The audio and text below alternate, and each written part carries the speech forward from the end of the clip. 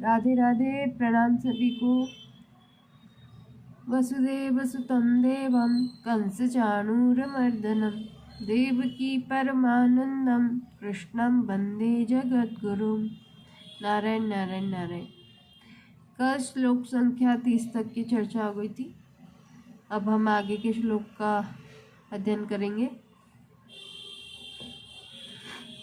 पूर्व श्लोक में अपने शरीर के शोक जनित 8 चिन्हों का वर्णन करके अब अर्जुन भावी परिणाम के सूचक शकुनों की दृष्टि से युद्ध करने का अनौचित्य कहते हैं।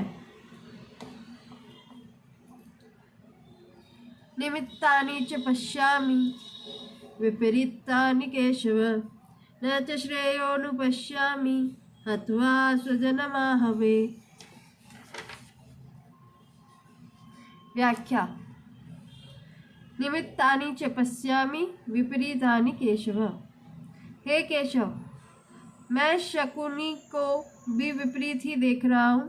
तात्पर्य है कि किसी भी कार्य के आरंभ में मन में जितना अधिक उत्साह होता है वह उत्साह उस कार्य को उतना ही सिद्ध करने वाला होता है, परंतु अगर कार्य के आरंभ में ही उत्साह भंग हो जाता है, मन में संकल्प विकल्प ठीक नहीं रहते, तो उस कार्य का परिणाम अच्छा नहीं होता। इसी भाव से अर्जुन कह रहे हैं कि अभी मेरे शरीर में अवयवों का शिथिल होना, कंप होना, मुख का सूखना आदि जो लक्षण हो रहे हैं, ये व्यक्तिगत शकुन भी ठीक नहीं हो रहे। इसके सिवाय आकाश से उल्कापात होना, असमय में ग्रहण लगना, भूकंप होना, पशु पक्षियों का भयंकर बोली बोलना, चंद्रमा के काले चिन्ह का मिट सा जाना, बादलों से रक्त की वर्षा होना आदि जो पहले शकुन हुए हैं वे भी ठीक नहीं हुए। इस तरह अभी के और पहले के इन दोनों शकुनों की ओर देखता हूँ तो मेरे को ये दोनों ही शकुन विपरीत अर्थात भावी अनिष्ट के सूचक दिखते हैं। न च श्रेयोनुपश्यामि हत्वा स्वजनमाहवे। युद्ध में अपने कुटुंबियों को मारने से हमें कोई लाभ होगा, ऐसी बात भी नहीं है। इस युद्ध के परिणाम में हमारे लिए लोक और परलोक दोनों ही हितकारक नहीं दिखते। कारण जो अपने कुल का नाश करता है वह अत्यंत पापी होता है। अतः कुल का नाश करने से हमें पाप ही लगेगा, जिससे नरकों की प्राप्ति होगी। इस श्लोक में निमित्तानि पश्यामि और श्रेय अनुपश्यामि इन दोनों वाक्यों से अर्जुन यह कहना चाहते हैं कि मैं शकुनों को देखूं अथवा स्वयं विचार करूं, दोनों ही रीति से युद्ध का आरंभ और उसका परिणाम हमारे लिए और संसार मात्र के लिए हितकारक नहीं दिखता।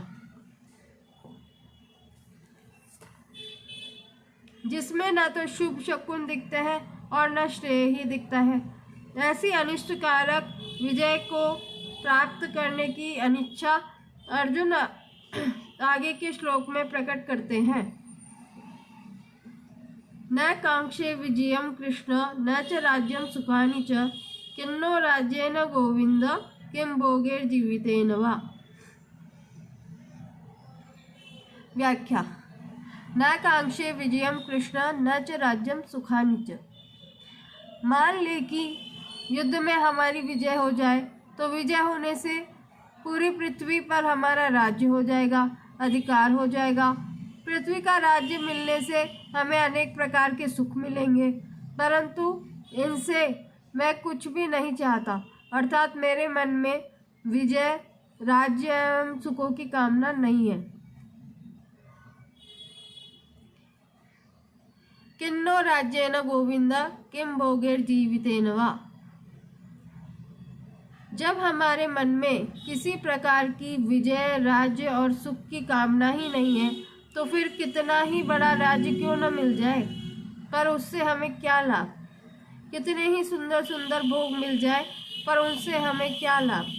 अथवा कुटुंबियों को मारकर हम राज्य के सुख भोगते हुए कितने ही वर्ष जीते रहे, पर उससे भी हमें क्या लाभ। तात्पर्य है कि ये विजय, राज्य और भोग तभी सुख दे सकते हैं जब भीतर से इनकी कामना हो, प्रियता हो, महत्व हो। परंतु हमारे भीतर तो इतनी इनकी कामना ही नहीं है, अतः ये हमें क्या सुख दे सकते हैं। इन कुटुंबियों को मारकर हमारी जीने की भी इच्छा नहीं है, क्योंकि जब हमारे कुटुंबी मर जाएंगे तब ये राज्य और भोग किस काम आएंगे। राज्य, भोग आदि तो कुटुंब के लिए होते हैं, पर जब ये ही मर जाएंगे तब इनको कौन भोगेगा। भोगने की बात तो दूर रही, उल्टे हमें और अधिक चिंता, शोक होंगे। अर्जुन विजय आदि क्यों नहीं चाहते, इसका हेतु आगे के श्लोक में बताते हैं। येषामर्थे कांक्षितं नो राज्यं भोगाः सुखानि च तैमेव स्थिता युद्धे प्राणस्त्यक्त्वा धनानि च। व्याख्या। येषामर्थे कांक्षितं नो राज्यं भोगाः सुखानि च। हम राज्य, सुख, भोग आदि जो कुछ चाहते हैं उनको अपने व्यक्तिगत सुख के लिए नहीं चाहते, प्रत्युत इन कुटुंबियों, प्रेमियों, मित्रों आदि के लिए ही चाहते हैं। आचार्यों, पिताओं, पितामहों, पुत्रों आदि को सुख आराम पहुँचे, इनकी सेवा हो जाए, ये प्रसन्न रहे, इसके लिए ही हम युद्ध करके राज्य लेना चाहते हैं, भोग सामग्री इकट्ठी करना चाहते हैं। तैमेव स्थिता युद्धे प्राणस्त्यक्त्वा धनानि च। पर वे ही ये सब के सब अपने प्राणों की और धन की आशा को छोड़कर युद्ध करने के लिए हमारे सामने इस रणभूमि में खड़े हैं। इन्होंने ऐसा विचार कर लिया है कि हमें न प्राणों का मोह है और न धन की तृष्णा है। हम मर बेशक जाए, पर युद्ध से नहीं हटेंगे। अगर ये सब मर ही जाएंगे तो फिर हमें राज्य किसके लिए चाहिए, सुख किसके लिए चाहिए, धन किसके लिए चाहिए, अर्थात इन सब की इच्छा हम किसके लिए करें। प्राणस्त्यक्त्वा धनानि च। इस पद का तात्पर्य है कि प्राणों की और धन की आशा त्याग करके खड़े हैं, अर्थात हम जीवित रहेंगे और हमें धन मिलेगा, इस इच्छा को छोड़कर वे खड़े हैं। अगर उनमें प्राणों की और धन की इच्छा होती तो वो मरने के लिए युद्ध में क्यों खड़े होते। अतः यहाँ प्राण और धन का त्याग करने का तात्पर्य उनकी आशा का त्याग करने में ही है। जिनके लिए हम राज्य, भोग और सुख चाहते हैं, वे लोग कौन हैं, इसका वर्णन अर्जुन आगे के 2 श्लोकों में करते हैं। आचार्याः पितरः पुत्रास्तथैव च पितामहः मातुला श्वशुरा पौत्राः शालाः संबंधिनस्तथा।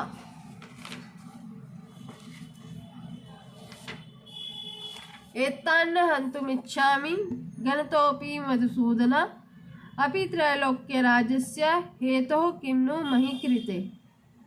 व्याख्या।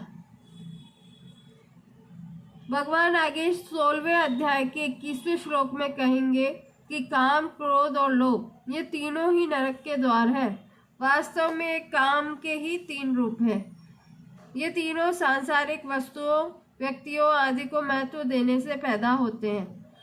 काम अर्थात कामना की 2 तरह की क्रियाएं होती है, इष्ट की प्राप्ति और अनिष्ट की निवृत्ति। इनमें से इष्ट की प्राप्ति भी 2 तरह की होती है, संग्रह करना और सुख भोगना। संग्रह की इच्छा नाम लोभ है और सुख भोग की इच्छा का नाम काम है।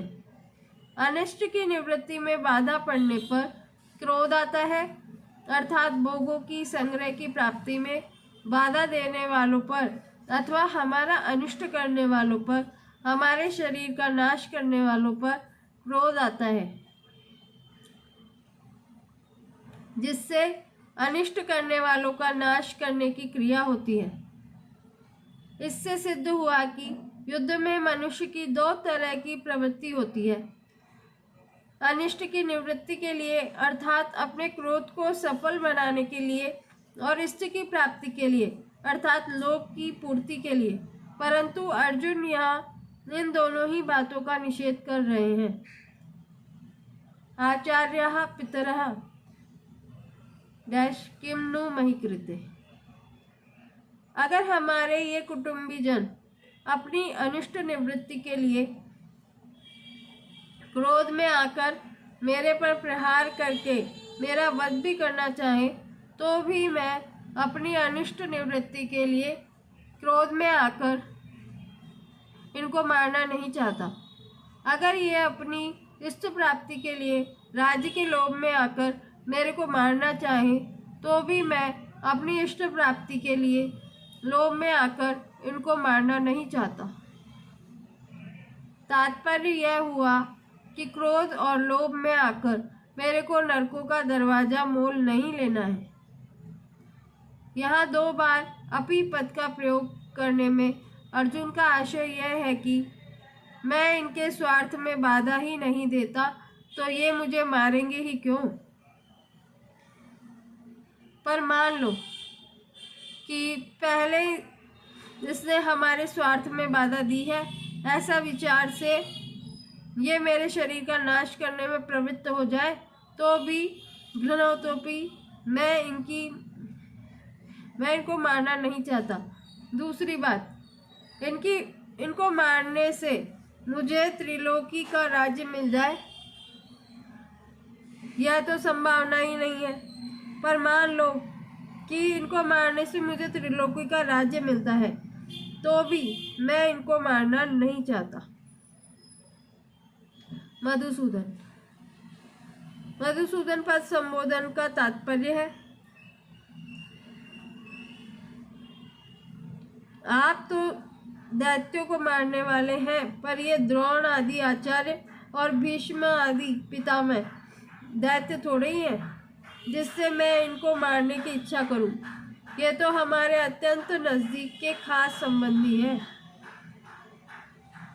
आचार्य, इन कुटुंबियों में जिन द्रोणाचार्य आदि से हमारा विद्या का हित का संबंध है, ऐसे पूज्य आचार्यों की मेरे को सेवा करनी चाहिए। उनके साथ लड़ाई करनी चाहिए। आचार्य के चरणों में तो अपने आप को, अपने प्राणों को भी समर्पित कर देना चाहिए। यही हमारे लिए उचित है। पितरः, शरीर के संबंध को लेकर जो पिता लोग हैं, उनका ही तो रूप यह हमारा शरीर है। शरीर से उनके स्वरूप होकर हम क्रोध या लोभ में आकर अपने उन पिताओं को कैसे मारें। पुत्रः, हमारे और हमारे भाइयों के जो पुत्र हैं, वे तो सर्वथा पालन करने योग्य हैं। वे हमारे विपरीत कोई क्रिया भी कर बैठे तो भी उनका पालन करना ही हमारा धर्म है। पितामह, ऐसे ही जो पितामह हैं, वे जब हमारे पिताजी के भी पूज्य हैं, तब हमारे लिए तो परम पूज्य हैं। वे हमारी ताड़ना कर सकते हैं, हमें मार भी सकते हैं, पर हमारी तो ऐसी ही चेष्टा होनी चाहिए जिससे उनको किसी तरह का दुख न हो, कष्ट न हो, प्रत्युत उनको सुख हो, आराम हो, उनकी सेवा हो। मातुलः, हमारे जो मामा लोग हैं, वे हमारा पालन पोषण करने वाली माताओं के ही भाई हैं, अतः वे माताओं के समान ही पूज्य होने चाहिए। श्वशुरः, ये जो हमारे ससुर हैं, ये मेरी और मेरे भाइयों की पत्नियों के पूज्य पिताजी हैं, अतः ये हमारे लिए भी पिता के ही तुल्य हैं। इनको मैं कैसे मारना चाहूँ। पौत्रः, हमारे पुत्रों के जो पुत्र हैं, वे तो पुत्रों से भी अधिक पालन पोषण करने योग्य हैं। शालाह, हमारे जो साले हैं वे भी हम लोगों की पत्नियों के प्यारे भैया हैं, उनको भी कैसे मारा जाए। संबंधी न, ये जितने संबंधी दिख रहे हैं और इनके अतिरिक्त जितने भी संबंधी हैं उनका पालन पोषण सेवा करने चाहिए कि उनको मारना चाहिए। इनको मारने से अगर हमें त्रिलोकी का राज्य भी मिल जाए तो भी क्या इनको मारना उचित है? इनको मारना तो सर्वथा अनुचित है। पूर्व श्लोक में अर्जुन ने स्वजनों को न मारने में दो हेतु बताए। अब परिणाम की दृष्टि से वो स्वजनों को न मारना सिद्ध करते हैं।